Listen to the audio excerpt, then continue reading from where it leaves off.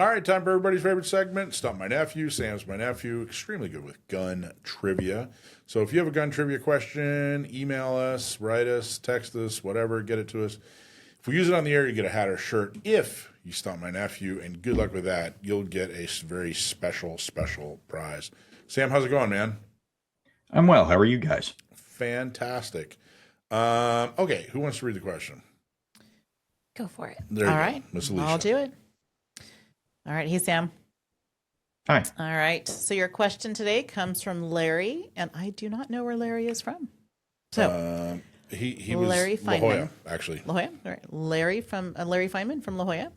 His question is, what smokeless powder ammunition?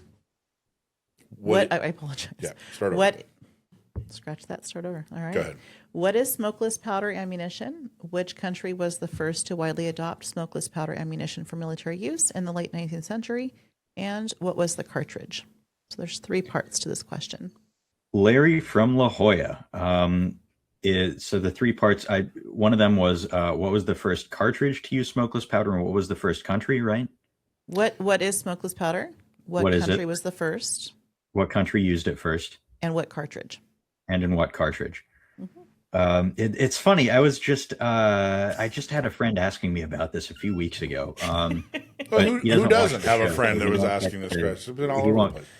he won't catch the interesting coincidence of this. But um, when you see, I don't know, Revolutionary War reenactments or Civil War reenactments, or I don't know if you guys have Civil War reenactments out We there do. because it wasn't Do fought we? in California. Yeah. Uh, A well, lot. half of the Civil War by number of battles was fought right here in the Commonwealth of Virginia, so I have seen occasionally Civil War reenactments. Um, the gunpowder they were using back then, and from the beginning of when the first firearms were invented, and even before that, when the ancient Chinese were using rockets in warfare, the gunpowder they were using is what we now call black powder, and that is a roughly 5 to 1 mix of potassium nitrate, or saltpeter, as it was called in antiquity, sulfur, and charcoal, all of which are fairly easy to come by. It wasn't until the 1880s that smokeless powder was developed. And the advantage of smokeless powder isn't just that it doesn't give away your location as much, because there isn't that huge plume of smoke, and it doesn't obscure the battlefield, again, because of the plumes of smoke of thousands of soldiers firing their muskets. But it also has different properties when it combusts. The pressure curve is different. It enables, I'm not a chemist, so I don't want to speak outside my area of expertise here, but as I understand it, smokeless powder increases in burn rate more dramatically at higher pressures than black powder does, which lets you get more power out of a shorter barrel. But anyway, Interesting. the first Ancient smokeless Chinese powder, powder, eh? the first smokeless powder that came around in the 1880s is what we call nitrocellulose, and that is manufactured by soaking cellulose or cotton, hence gun cotton, which is that's a source of cellulose, in nitric acid, and some kind of amazing chemical reaction that I can't explain because, again, I'm not a chemist, occurs, and you get something that burns very rapidly, and that's a primitive single base smokeless powder. The first to figure that out on an industrial scale were the French.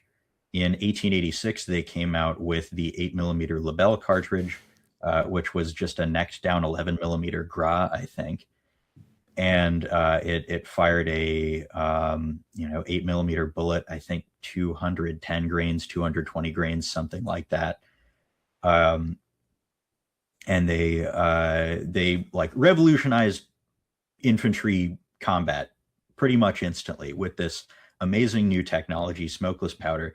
They knew they would not have control over that technology for long, so their first smokeless round, the 8 millimeter Lebel, was kind of primitive and had some weird geometry to it.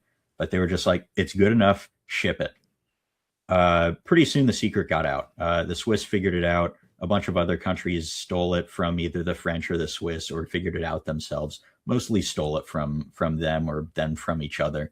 So pretty quickly, the Germans caught on and the Americans and so on and so forth, and the cat got out of the bag. But the French were the first in 1886 with the 8mm Lebel. I believe that answers all three parts of the question. Nailed it. Absolutely nailed it. I mean, like on the nose, nailed it. Fantastic job. It is crazy to see like every single piece of the answer coming out of your mouth. It is pretty crazy. Are you looking to clean, lubricate, and protect your firearm with a green engineered product which has been battlefield tested and proven best to protect your firearm investment? Seal One is the revolutionary liquid cleaner that cuts through carbon buildup and protects against copper, lead, and future fouling. Clean, lube, and protect in one with Seal One.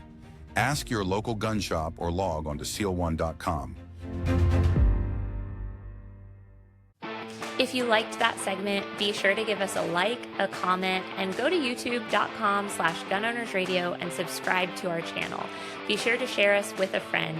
Every view counts.